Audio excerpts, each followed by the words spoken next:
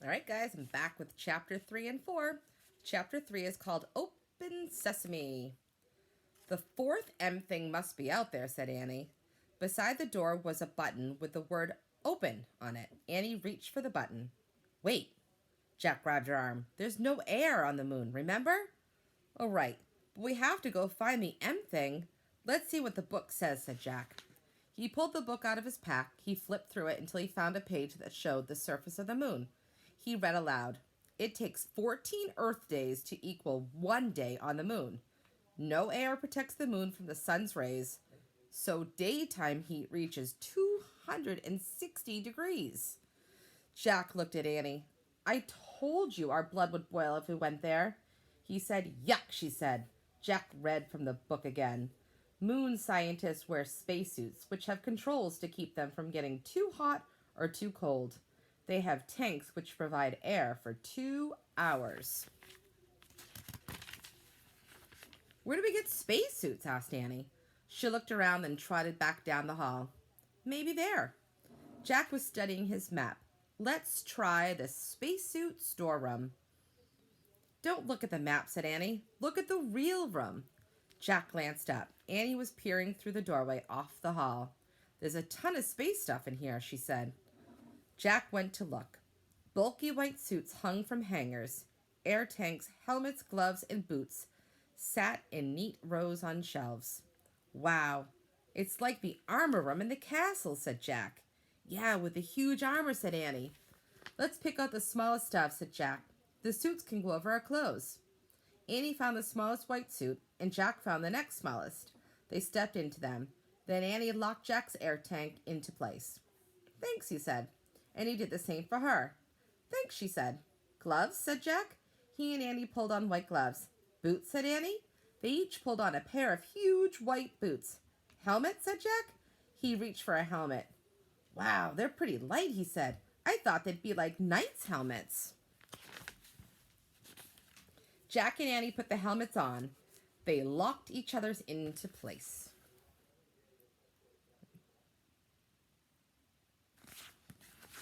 I can't move my head right or left, said Annie. Me neither, said Jack. Let's try walking. Jack and Annie moved clumsily around the room. Jack felt like a fat snowman. Close your visor, said Annie. They both closed their see-through visors. Cool air filled Jack's helmet. I can breathe, Annie yelled. Her voice boomed in Jack's ears. Ow! Talk quietly, Jack said. We have two-way radios inside our helmets. Sorry, whispered Annie. Jack put the moon book back in his pack. Then he slung the pack over his shoulder. Okay, he said, remember, we only have 2 hours of air in our tanks. So we need to find the fourth M thing really fast. I hope we can find it, said Annie. Me too, said Jack. He knew they could not go home until they did. Let's go, said Annie. She gave Jack a little push. Watch it, no goofing off, he said. We don't want to fall over these suits. Just go, go, said Annie. She pushed him out of the room. They walked back to the airlock. Ready, said Annie. Open sesame! She pressed the open button. A door slowly slid closed behind them. A door opened in front of them, and Jack and Annie stepped onto the moon.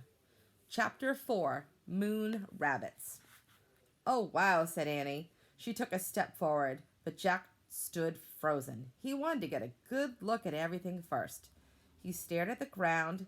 He was standing in a layer of gray dust as fine as powder. Footprints were everywhere. Jack wondered who had made them. He reached into his pack for the moon book. To his surprise, it was as light as a feather. He found a picture of the footprints on the moon. He read, the moon has no rain or wind to blow the dust around, so footprints will never wear away naturally, not even in a billion years. Oh man, Jack said. The moon was the stillest place he had ever been. It was still as a picture, and its stillness would never end. Jack stared at the ink-black sky. A lovely blue and white ball glowed far away. Earth. For the first time, it really hit Jack. They were in outer space. Look, Annie cried, laughing. She bounded past Jack, almost flying through the air. She landed on her feet. Then she jumped again. I'm a moon rabbit, she called. Jack laughed. How does she do that? He wondered. He turned the page and read, "A person weighs less on the moon because of the moon's low gravity and lack of air. If you weigh 60 pounds on Earth, you would only weigh 10 pounds on the moon." "Don't just stand there reading," said Annie. Grabbing the book from Jack's gloved hand, she tossed it into space, and it flew far, far away.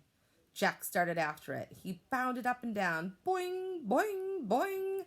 Now he felt as light as a feather. "Look," he called to Annie. "I'm a moon rabbit, too." Where Jack's boots hit the ground, moon dust gracefully sprayed into space. The book had landed at the edge of a shallow crater. When Jack reached it, he tried to stop it, but his feet slipped. Reaching for the book there. Yeah. He fell right over and lay on his side. He tried to stand, but he was off balance. He tried again, but the dust was just too deep, and his spacesuit was too clumsy. "You okay?" asked Annie. "I can't get up," said Jack. "You shouldn't have been goofing off," said Annie wisely. "You goofed off first," said Jack. "Now help me up, please." Annie started toward him. "Don't fall too," warned Jack. "I won't." Annie moved very slowly. She half floated, half walked. "Give me your hand," she said. Annie grabbed Jack's hand. She pressed her boots against his and pulled them up. "Thanks," he said. "No problem," she said. "It was easy. You were really light." "Thank goodness," said Jack. "It's impossible to get up alone." He picked up the moon book. It was covered with dust. He brushed it off. "Oh, wow, look," said Annie. She stood at the edge of the crater. "What is it?" said Jack. "A moon buggy," said Annie. The buggy was parked in the crater. It had 4 huge wheels. "Let's go for a ride," said Annie. "We can't," said Jack. "We just have 2 hours of air in our tanks, remember?" "I bet we'll find the M thing faster if we take the moon buggy." Annie bounded into the crater. "But we can't drive," said Jack. "I bet I can drive this," said Annie. "It looks easy. Come on." She jumped in the driver's seat. "But you don't have a license," said Jack. "Who cares?" said Annie. "There aren't any roads on the moon, or stoplights, or policemen either." She was right, Jack thought. "Well, go slow," he said, and he climbed in beside her. Annie pushed the button labeled "on." The moon buggy lurched backward. "Yikes," said Annie. "Step on the brakes," said Jack. Annie pressed the pedal to the floor. The buggy stopped with a jerk. "Whoa," she said. "It must be in reverse," said Jack. "Let me study this."